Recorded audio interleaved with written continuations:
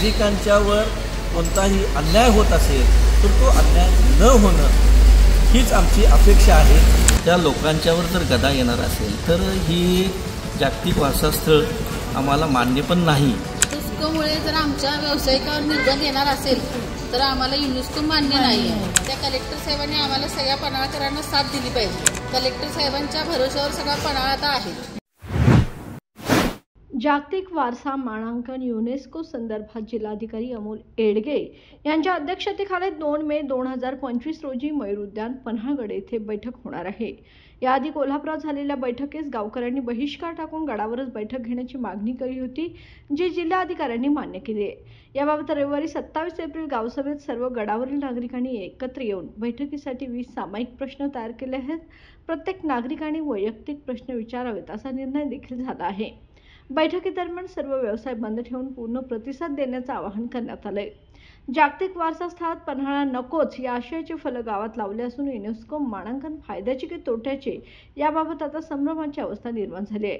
जिल्हाधिकाऱ्यांच्या बैठकीत समाधानकारक उत्तर मिळते का याकडे आता सर्वांचं लक्ष लागलंय। यावेळी माजी नगराध्यक्ष चंद्रकांत गवंडी, आसिफ मोकाशी, ॲडव्होकेट रवींद्र तोरसे, चेतन भोसले, जमीर गारदी तसेच अनेक नागरिक व व्यावसायिक मोठ्या संख्येने उपस्थित होते। तारा न्यूजसाठी प्रतिनिधी शाबाज मुजावर, पन्हाळा। की जर कोणत्याही परिस्थितीमध्ये जर या ठिकाणी नागरिकांच्यावर कोणताही अन्याय होत असेल तर तो अन्याय न होणं हीच आमची अपेक्षा आहे।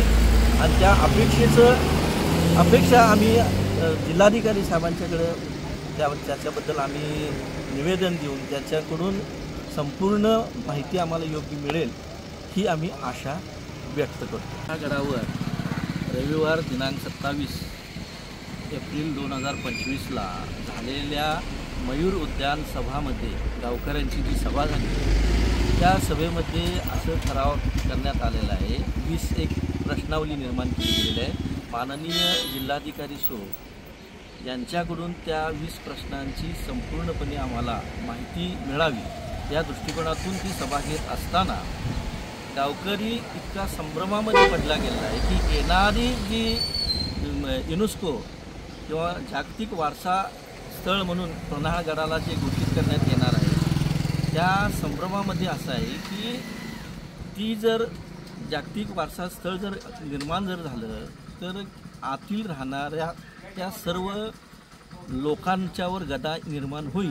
अथवा समजा या ठिकाणी जे व्यावसायिक आहेत जे ज्यांचं हातावरचं पोट या दृष्टिकोनातून करणारे जे कामकाज करणारे जे लोक आहेत त्या लोकांच्यावर जर गदा येणार असेल तर ही जागतिक वारसास्थळ आम्हाला मान्य पण नाही। आणि जर ह्याच्यामधून म्हणजे ज्या प्रश्नावलीमधून जर योग्य ती आम्हाला असं वाटलं की बाबा ह्या ठिकाणी की कोणत्याही प्रश्नाची आम्हाला योग्य ती माहिती मिळून कोणतीही गदा आमच्या लोकांच्यावर येणार नाही असं जर असेल, माननीय जिल्हाधिकारी यांच्याकडून जर ती संपूर्ण माहिती मिळाली तर आम्हाला त्या युनेस्कोमुळे जर आमच्या व्यावसायिकावर निर्बंध येणार असेल तर आम्हाला युनेस्को मान्य नाही आहे। आणि 2 तारखेला जी मीटिंग होणार आहे कलेक्टर साहेबांची त्या कलेक्टर साहेबांनी आम्हाला सगळ्या पन्हाळकरांना साथ दिली पाहिजे। कलेक्टर साहेबांच्या भरोशावर सगळा पन्हाळा आता आहे।